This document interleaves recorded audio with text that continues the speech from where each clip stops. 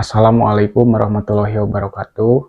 Salam sejahtera untuk kita semua, terkhusus rasa hormat kepada dosen pengampu mata kuliah KPK 3, Bapak Hasbi Taubah Ramdhani.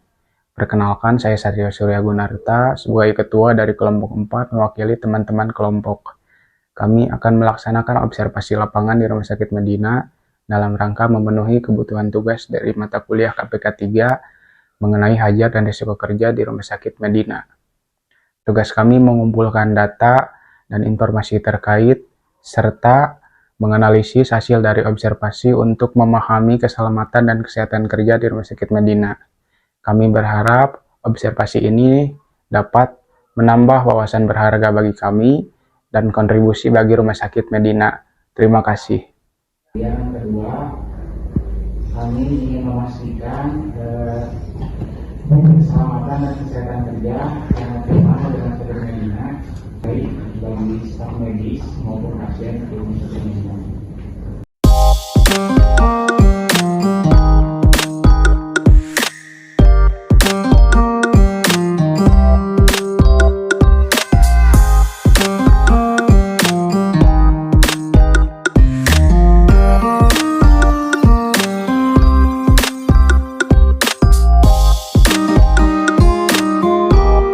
Kalau gimana cara nanggulanginya biar ngobatinnya, cara ngobatinnya? Kalau pengobati itu balik lagi ke dokter bedah. Kalau penanggulangan dasar dari anak-anak radiologi itu, setiap pengantar pasien diwajibkan menggunakan apron atau baju pelindung. Isi mau nyoba sob. Ini beratnya ada 20 kiloan. Coba dulu. Ya, cobaan ya. Ini cobaan. Coba. Masukin tengah.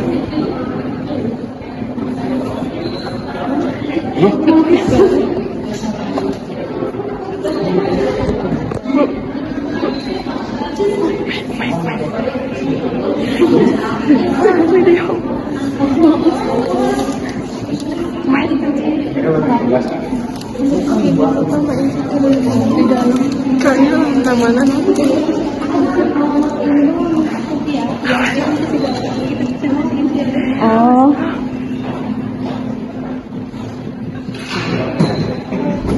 Kacamatanya pun kacamata khusus, dia terbuat kacanya dari timbal. Ada yang buat nangkep aja? Ya. Kalau misalkan masuk dia kooperatif, ada teman-teman perawat, pasti kita suruh pakai ini. Ya fotonya guys. Nah, kalau ini posisinya untuk tiroid, untuk di Ini dalamnya harusnya nggak usah. Kalau misalkan pasiennya tidak infeksius, kan APD itu digunakan pada saat mengerjakan pasien infeksius. Kayak kalian dulu terinfus itu harus pakai handscreen, tapi sekarang udah enggak. Jadi kita harus bisa membedain pasien ini infeksius atau tidak. Jadi nanti di lapangan itu kalian ditekankan lihat dulu diagnosa, baru mengerjakan. Bukan lihat dulu teori, lihat dulu diagnosanya atau baru ada. Kalau kalian lihat teori bisa-bisa salah mengerjakan karena bertolak belakang dengan diagnosa. Nah ini kenapa yang ini nggak pakai? Karena di tubuh kita itu disebutnya kalau di radio ada segitiga emas. Jadi segitiga emas itu segitiga kembali. Paling riskan sama paling kuat menahan resisten.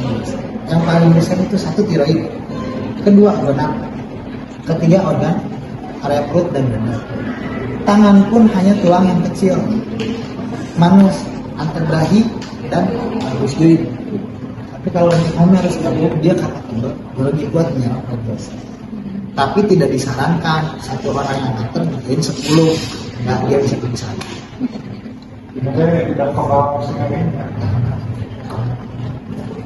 Dan untuk pasien yang hamil diwajibkan menggunakan apron, tapi nggak gini cara pakainya. Misalkan kalau yang pasien untuk SC biasanya kan harus dirongseng tuh.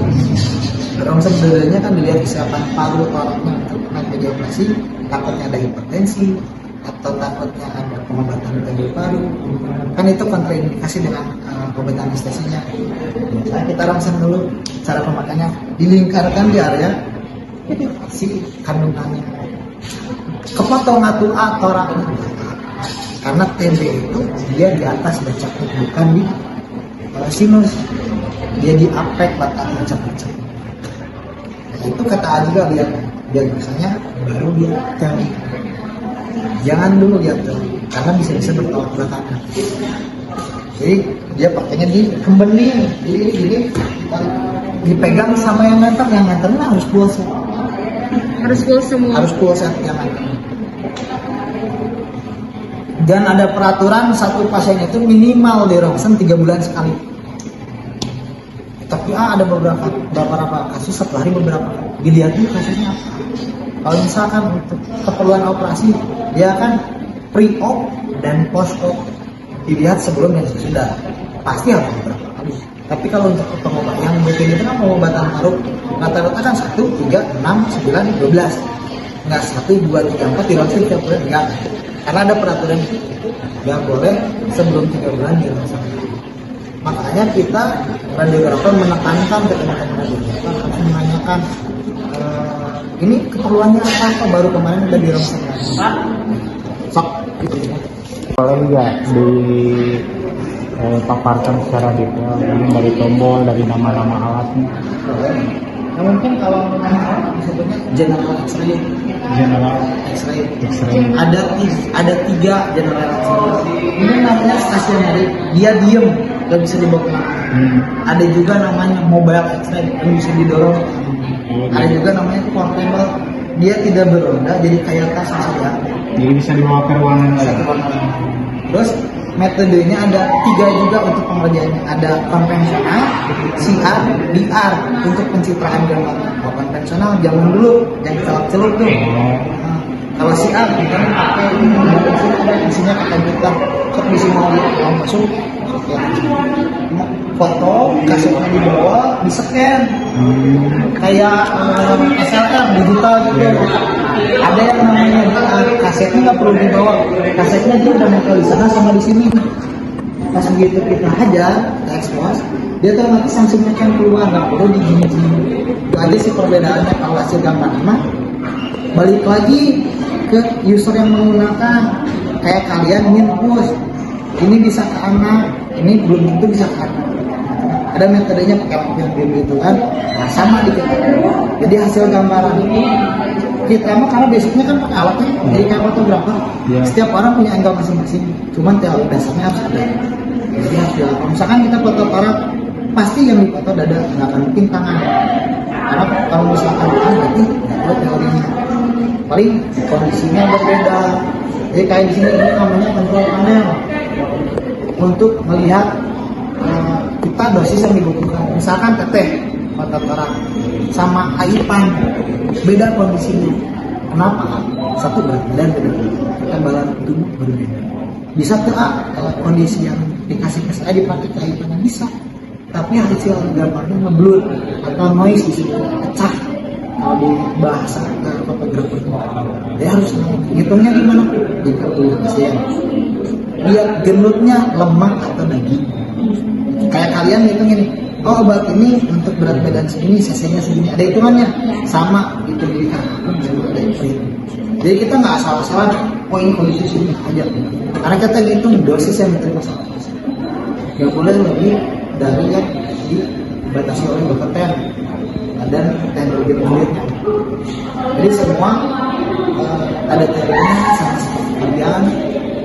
Kalau kita mah beda gitu, cuman bedanya kalian mah langsung tanpa alat, mungkin alatnya alat kecil, terus siring kalau lama alat besar. Dan lebih menentukan kalau pasiennya kooperatif lebih bagus itu gambar. Tapi kalau pasiennya tidak kooperatif, seadanya itu gambar. Dan penting kita lihat apa yang kita baca. Misalkan faktor ya kita harus misalnya lihat faktornya di mana. Ini yang boleh memainkan alat ini hanya radiografer. Iya. Dulu itu analis atau nggak boleh. Dulu itu waktu sebelum ada pendidikan radiografer masih sama perawat. Karena di dunia nakes yang paling lama, yang paling tua itu PPNI, perawat. A itu baru ada di tahun 80. PPNI itu dari dulu.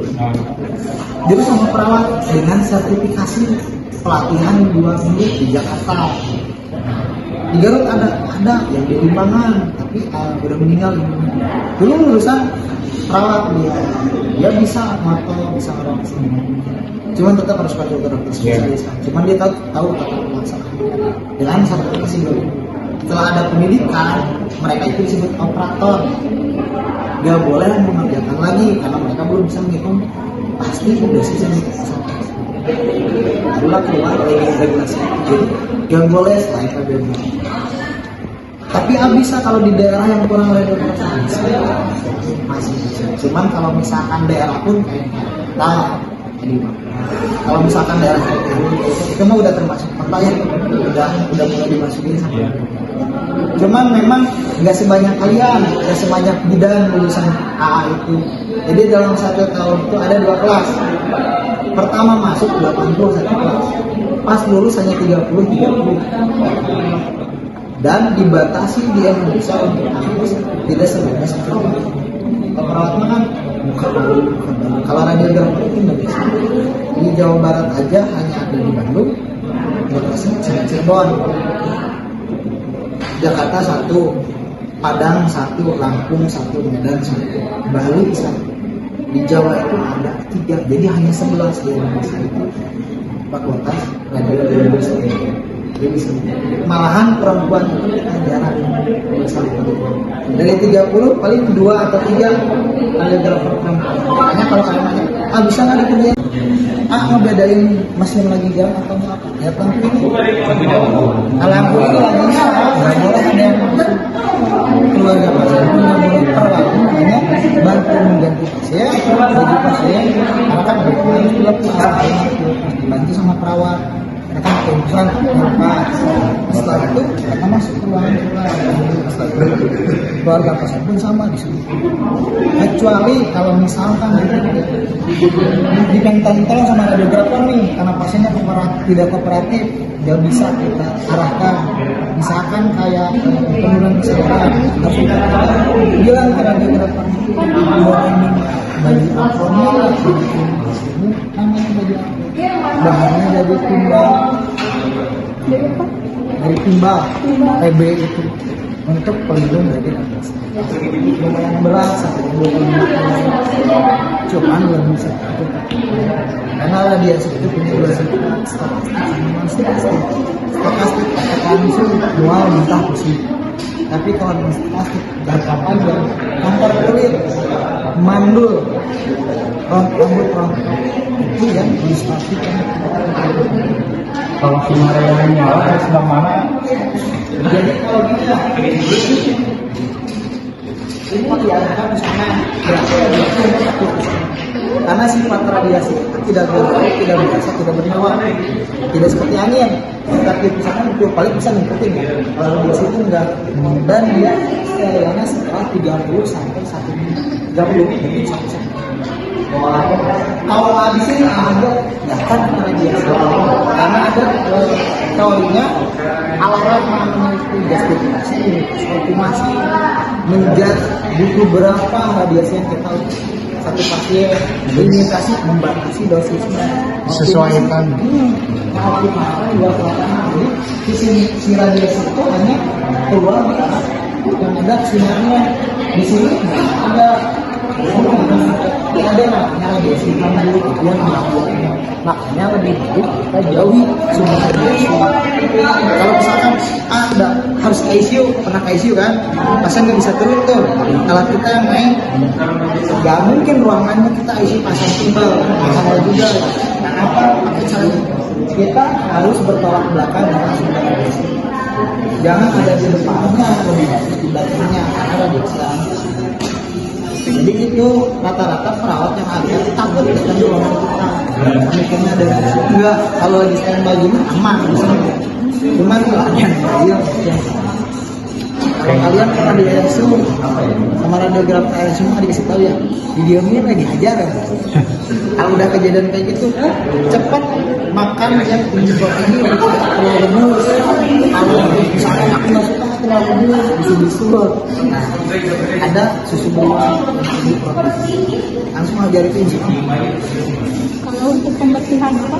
Gimana? Pembersihan. Pembersihannya boleh yang disebut basah enggak, disebut kering enggak, lembab, dan lebih baik diusap.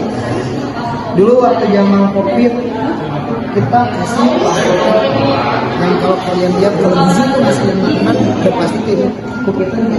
Karena apa? Sifat disinfektan beras kalau kalian gitu ada lebih cepat kalau jadi kita tapi amannya apa ya sehat di rumah sakit lain belum sampai tahu cuman cara penanggulangan bisa paling aman di sini satu kalau misalkan perharinya ngecek kalau misalkan udah terlalu lama lupa kita menuliskan yang sehat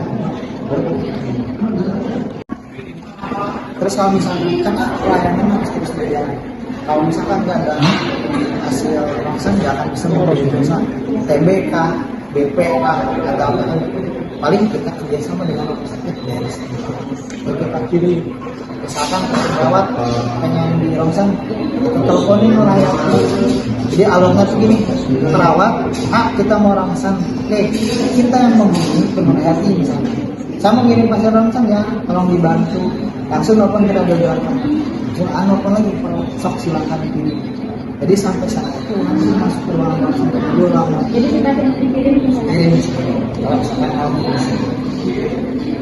penanggulangan seperti itu jadi pelayanan tetap jalan karena lebih fatal ya kalau misalkan penyakit menular yang di saluran pernafasan kalau tidak ada ronsen bahaya juga kan dia juga kan masalah penyakit sama kecuali kalau yang udah parah kelihatan dia kurus berat badannya turun baunya pun berbeda keringatnya orang terbiasa terus yang terakhir kalau terakhir luar kita bisa melihat tapi kalau di dalam padahal bisa aja kita membedakan ruangnya warna ungu semu berem semuanya itu pasti patah tahu nggak gini misalkan bentar patah di situ pegang aja gini dia pasti teriak jangankan dia pegang saat misalkan dia lagi tiduran kamu dudukin juga dia teriak karena sakit jadi sebenarnya bisa menjadi cuman nggak pasti kan patahnya gimana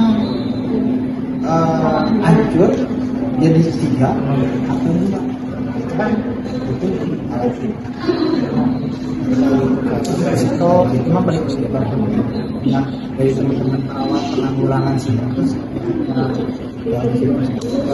yang masuk diagnosis itu mungkin ketikanya lebih nyetop pasien aku mau ronsennya ada pasien dulu ya ada pasien yang harus kita juga perawat setelah itu langsung masuk langsung dari lagi biasanya itu pasien masuk ICU, HC, IGD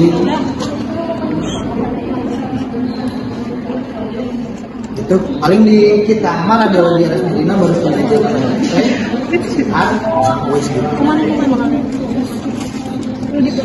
di bawah 20 karena nanti kalau kalian kalian pasti melihat di beberapa ruangan ada susu yang harus jadi patokan kayak misalkan yang paling muda biasanya anak asli dengan biasa ruangan ini batas luar kan di mana segini kayak gitu nah di sini dipakai bahasa karena kemarin ada kejadian itu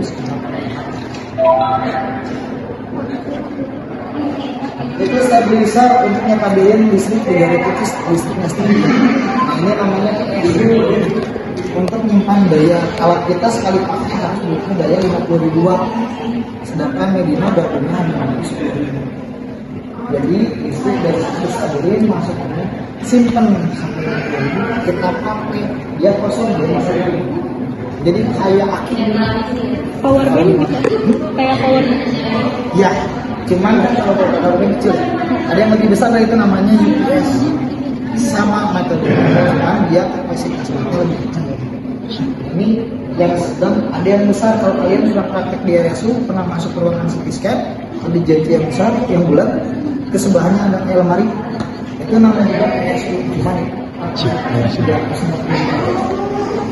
3 tebal kalau ini dia 2 sampai 3 cm bulat balik di sini ada di dalam ada isinya timbal. Mahal kan pakai timbal, mahal. 1 meter persegi itu menghabiskan 1 timbal dengan berat 70 kilo. Jadi bukan sembarangan itu. Pengen murah gimana? Bikin ruangan ada lebih bisa. Ada tata caranya. Minimal tebal dinding 30 cm. Cara pemasangan batanya pun udah ada teorinya. Kan kalau pasang bata rumah gini ya. Terus maksudnya 30 cm kita tempelin 3 biji bata. Enggak. Jadi caranya tuh gimana? Kenapa harus kayak gitu? Bata nggak akan tembus radiasi, tapi pori-pori semennya itu yang tembus. Kalau kita gini pasti ada bolong, tapi kalau kayak gini kan ada titik mati, si radiasi keluar dari dalam. Dan setelah jadi bangunan ada namanya khas, ya diuji kesesuaian entah itu alat, entah itu ruangan. Kalau khas alat dilihat kita masih misalkan pakai dosis 75 TV-nya kilovoltnya, dicek diajar, oh sama 75. Jadi aman. Fokus ruangan seperti apa? Di dalam pengerjaan pasien kita di sini nempelin alat 0 atau tidak. Kalau misalnya 0 berarti nggak ada yang tembus. Sebelah sana, samping sebelah sana, ruangan kita atas, cek semua. Karena kan sifat tradisional tidak berubah, tidak berbau, tidak memiliki sifat. Jadi kalau sudah berubah bisa berubah. Cuman bisa berbenturan. Ya kan lain dia bisa geser ke sini karena dia udah nggak bisa tembus. Karena timbal itu bukan menyerang tapi menghadang. Semua ini dari timbal. Mau belajar.